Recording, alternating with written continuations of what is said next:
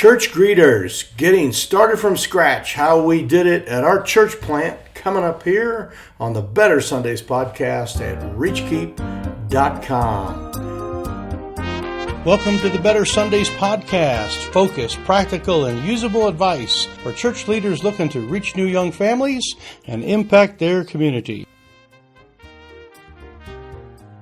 Howdy, folks. Good to have you here. Today we're talking about how to start from scratch. Last week we kind of started from how to do it when you just don't have anybody. But here's how we started from scratch at our church plant several years ago here out in western Wyoming. So good to have you here. I am in a hotel out in western United States.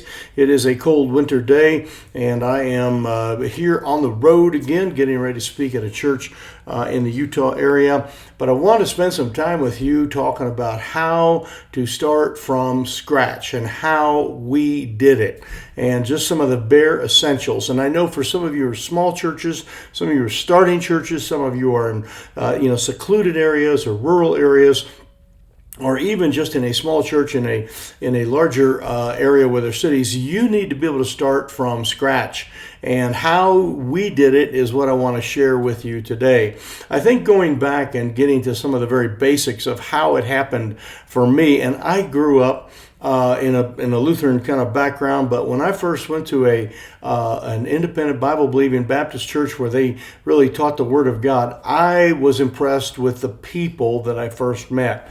And how it worked at that church was very simple. It was the very first time I ever went to a church, and the church was kind of a divided church in the sense that it sat right on the edge of town, and people from town parked in one parking lot on one side, and people that came from the country parked on the other side and I never even really knew some of those people that parked on the other side. It's kind of a funny thing, but they had kind of a double door situation, and they had somebody at the door. And I don't know if the pastor thought about this ahead of time and kind of had this planned out. I don't know how it was really structured, because I was just young and didn't really know. But when you came to our side, there was somebody in our parking lot side. When you got out, you walked towards the door, there was somebody there that opened the door for you. And I never forgot that. All my earlier career in churches and different things I did as a young man, never remember any of that, but there was someone there that opened the door and let people in. And that guy to this day is still a friend of mine, an older gentleman, but he was always there and he was always welcoming the people.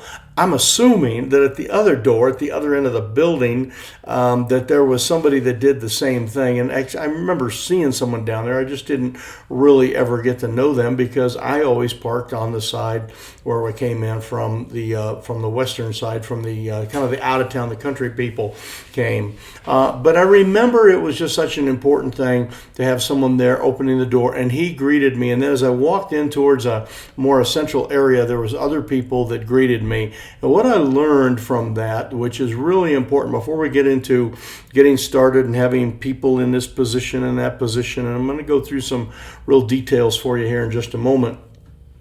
What I learned was a secret was that my home church, where I came to know the Lord, was a friendly by nature. In other words, it was in their DNA. Now, at least it sure seemed like it to me. I don't know if they had a meeting ahead of time and got that all coordinated, and these people were assigned at those doors, or they rotated and did things, and people were, kind of encouraged to be friendly. But I just know it worked. And so when I went to my home church, it was just a natural, friendly kind of place. And I think part of getting started from scratch is meeting with your people and making sure that they are naturally friendly. It is one of those things where it was sort of a DNA kind of a thing, and it was sort of part of everything there. And even to this day, and I have been back to that church, it seems to be that way. And that must have come from the leadership, because my home pastor was an extremely friendly people person kind of a guy, and I just absolutely loved that. And I knew when we started our church that was going to be something that would be essential, that it wouldn't be just assignments and person at this door for this amount of time or whatever, but that everybody would be there. and everybody would be friendly and ready to go. And I think if you are starting a greeter ministry, you need to not just worry about this person assigned here and this person assigned there and this one there. And I'll give you the details how we did that. But I think you need to have it baked in. It's got to be part of the flavor. It's got to be part of the aroma of the church that you are there really helping people. And maybe it was in the sermons, maybe it was in meetings that I didn't know about, but somehow people were encouraged to be extremely friendly at that church. And again, to this day, some 40 years later, still know many of those people, and they're still doing the same thing at the same door and being friendly. So let me go through how we did it at our church so you can understand how to start from scratch. When we started our church plant in 2007, we had a very small building, and it would hold about 50 people. And when you open the back door to kind of come in, and what I mean by back door is it would be the front door of the church, but kind of the back of the auditorium area, you were in the auditorium. You walked in, one big room, that's all there was. There was a little bathroom off to the left, but other than that, there was no other rooms. And so everybody kind of had to do everything right there. And as the senior guy starting the church, I knew when people walked in the building, they couldn't get in without me knowing about it. So I was there to be friendly with them. Within a short amount of time, we outgrew that space and we had to move to a larger building. And when we got the larger building, we had a little bit more of a traditional kind of the problem that perhaps you have at your church. And if you have the small building, that's a good, very positive thing because you know everybody and you can greet everybody. So if you're a church plant or a small storefront, I'm in a church this weekend in a meeting in the senior center, and lots of those don't have the big opening, the vestibules and the foyers and all that. Everybody knows who's there. That's a plus. Okay, so you're off to a very good start. Make sure your people get to know that they are to greet everybody and love on everybody that comes.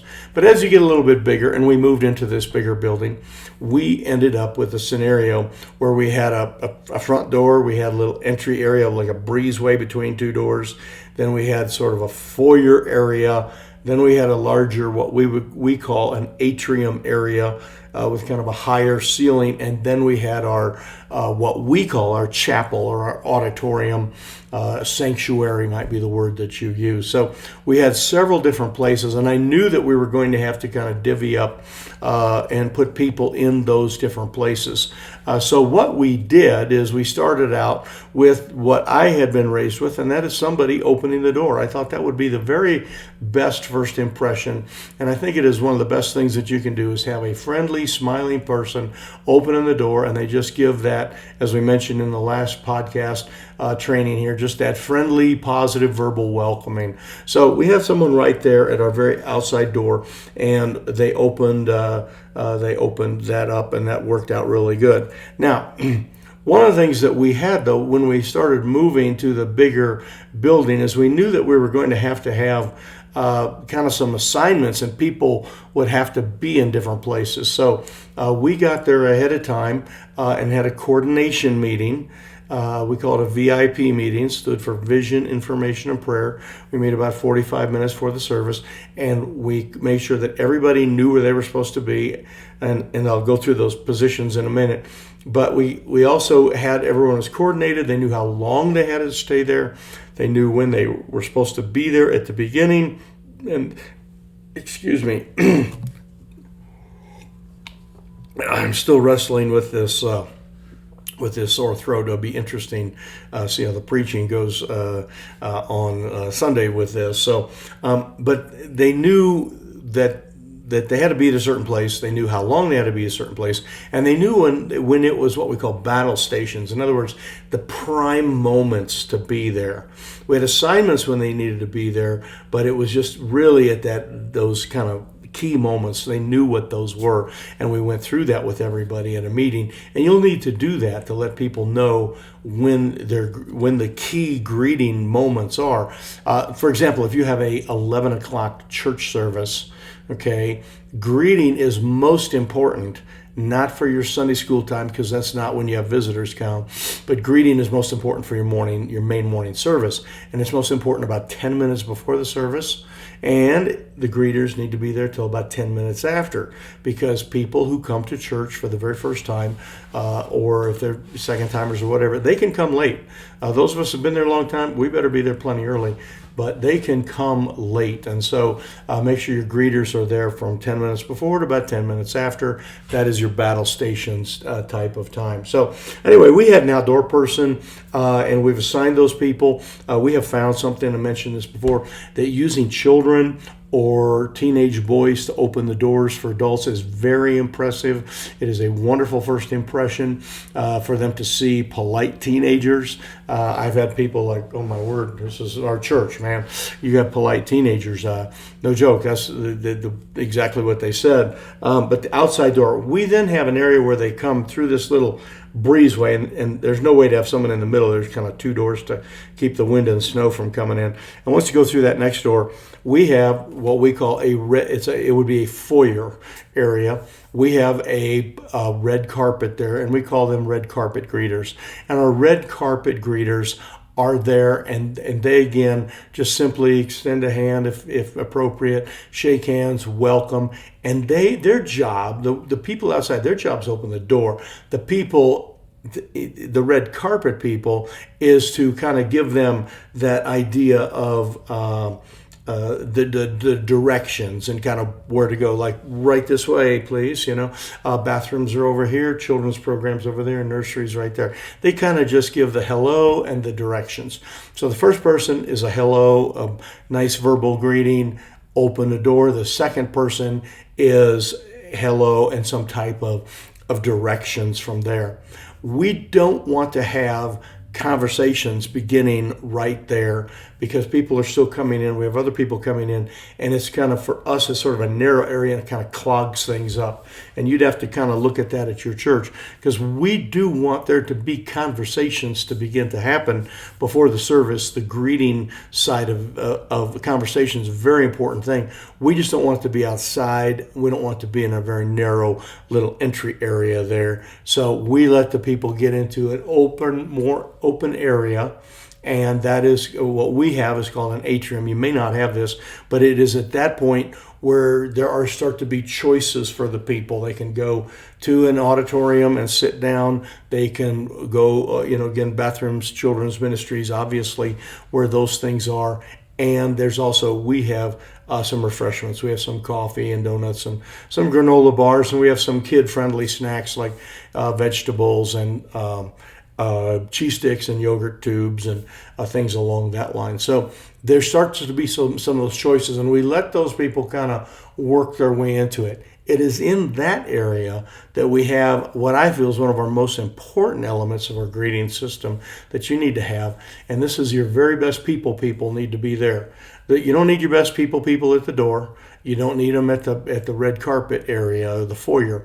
You need them in this larger area where conversations can start to happen, and we call them hosts or hostesses.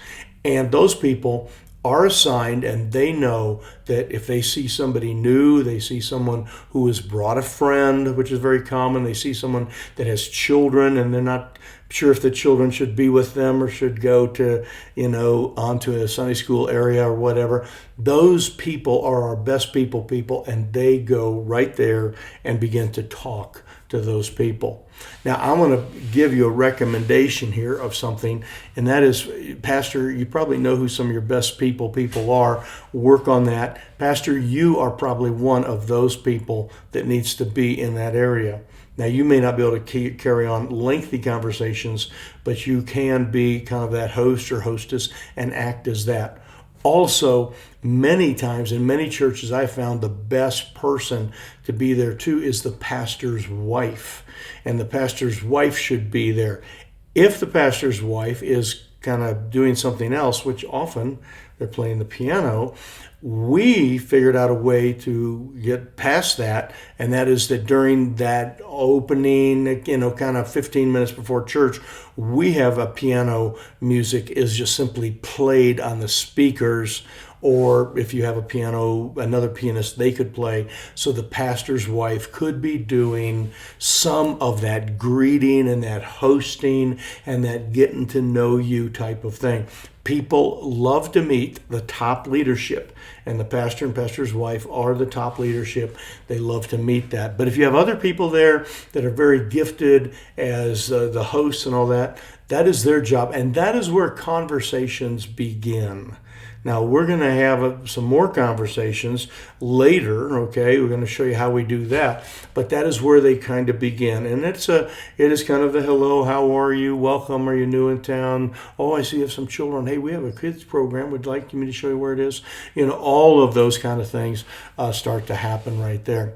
Now, the next level that we have from there is what we call a chapel attendant. And this is once people go into the auditorium area, and it is there then that we have somebody that hands them their sermon notes. Make sure that they get you might call it a bulletin, but we call it sermon notes. We have a connection card in there. We've discussed that pretty thoroughly.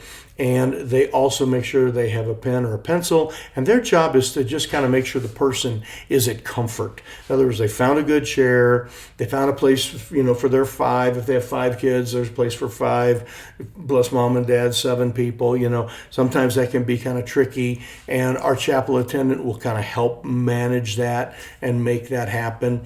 Make sure that ask them if they would like a bottle of water, and we have little small bottles of water, and many times people say yes, so she'll bring them bottles of water.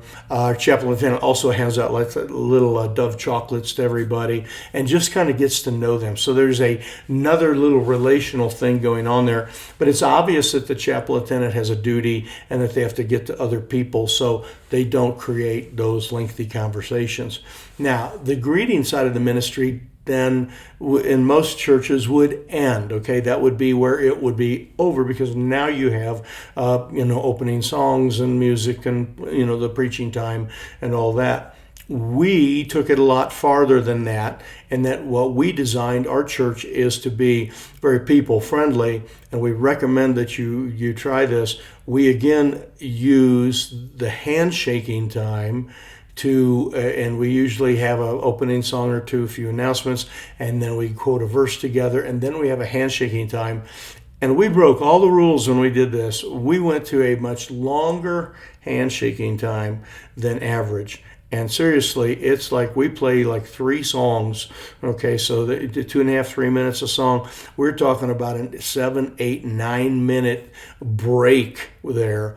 And we call it a break. We say you can take a break. We have found that parents then will take their children to the junior church or to the nursery. They will go out and get a cup of coffee or a water bottle. They will use the bathroom, and they will identify someone else in the building that they have seen as a friend, and they will go talk to them, or our people then will come back. So our outdoor people, our red carpet people, our hosts, and our chapel attendant, all during the handshaking time, all of them are back on duty.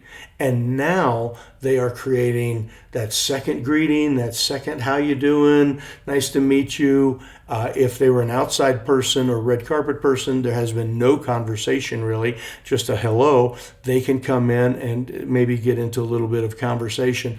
And we're really creating a very powerful mixing dynamic for about 7 or 8 minutes there. And again, we have the pastor's wife is not playing that music. We just have we push a button and play the music, and there's lots of ways that you can do that.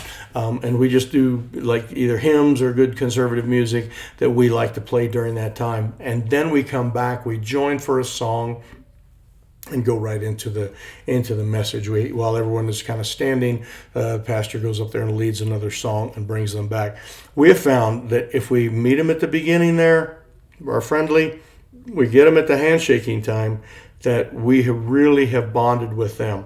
Now, you would think that the greeting part would be over, but we've trained our people to take it one more step. And yes, that is true. When the service is over, they go right back into their mode and they catch people and they greet with them and talk with them. In fact, our red carpet people usually go to the door and they do what we call de-greeting. I spoke about that last week in the last podcast, the one about getting started if you're a small church. So take a listen to that and you'll learn a little bit about what de-greeting is. But what we've done is we've created a greeting time at the beginning, a greeting time in the middle, a greeting time at the end, and we have really got to know people in this regard. Now, a lot of people are like, oh, that's too much for whatever. Our church is a solution-based church, and so you can't get enough of someone that is encouraging you and loving on you and trying to help you solve your problems. So and again, we have a podcast on this. The whole thing of the first season that we did talked about solution-based churches and solution-based preaching. And when your people start to find them that they are the best thing for these families ever, we do not have pushback on like, oh, I was swarmed or whatever, that type of thing. So you just love on people, you encourage them, and you be with them, and that will be the best that you can be. So that whole de-greeting thing is really one of the great secrets. And so I wanted to leave all those things with you. That is how we got started. Okay, primarily this is what I'm talking about, sort of a Sunday morning thing. Your midweek and Sunday nights, and some of those might be a little bit different, but that is the main Sunday morning thing. And everybody knows their assignment. They know what they're doing, and they get it done. And we coordinate that at the very beginning. We do have people who are assigned to do different things, and we have schedules to help people figure all that out. So anyway, this is Mike here at Reachkeep.com. We appreciate you being with us so much. If you can do me a favor and hit the like button, the little thumbs up there, that would be good. Also, if you've not subscribed, hit the subscribe button, and then there's a little bell thing. You can click on that, and you'll be notified every time that we come up. We do these every week, and got some good training for you. Our Reachkeep Academy will be opening back up here in a little while. I know we've had some questions about that. If you're interested in that, you can go to reachkeep.com/academy and learn about our academy, but we're currently in a closed enrollment period right now. We'll open again in a few months. So we are thrilled to have you on board and be able to help you start your greeting ministry from scratch. So thanks for being with us here today, and God bless you. Have yourself a wonderful Lord's Day, and we will see you next week here on the Better Sundays podcast at Reachkeep.